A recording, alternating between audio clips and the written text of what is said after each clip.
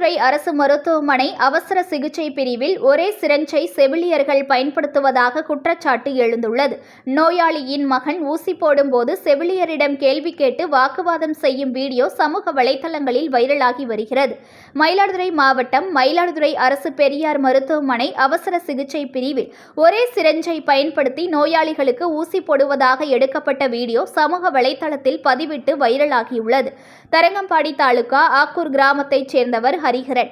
இவர் தனது தாயார் கல்யாணிக்கு நெஞ்சுவலி ஏற்பட்டதால் கடந்த 27ஆம் தேதி மயிலாடுதுறை அரசினர் தலைமை மருத்துவமனையில் சேர்க்கப்பட்டு அவசர சிகிச்சை பிரிவில் சிகிச்சை பெற்று வருகிறார். அங்கு பணியில் உள்ள செவிலியர்கள் ஒரே சிரஞ்சை பயன்படுத்தி நோயாளிகளுக்கு ஊசி போடுவதாக குற்றம் சாட்டி செல்போனில் வீடியோ எடுத்து செவிலியரிடம் கேள்வி கேட்டு வாக்குவாதத்தில் ஈடுபட்டுள்ளார்.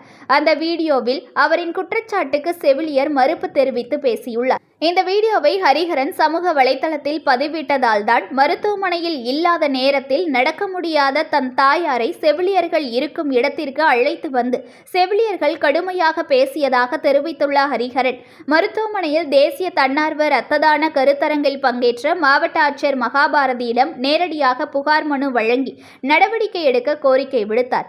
அவர் அளித்த மனுவில் ஒரே சிரஞ்சை பலருக்கு பயன்படுத்துவதால் என்னென்ன மாதிரியான குணப்படுத்த முடியாத வைரஸ் கிருமிகள் பரவும் என்பது தனக்கு தெரியும் என்பதால் தன் தாயாருக்கு 3 மாதங்கள் கழித்து பரிசோதனை எடுத்து பார்த்து கிருமி தொற்று இருந்தால் அரசு மருத்துவமனை நிர்வாகம் பொறுப்பேற்க வேண்டும் என்று குறிப்பிட்டுள்ளார். ஹரிஹரன் அளித்த மனுவை சுகாதார பணிகள் இணை இயக்குனர் பானுமதியிடம் கொடுத்து விசாரணை நடத்த மாவட்ட ஆட்சியர் உத்தரவிட்டுள்ளார்.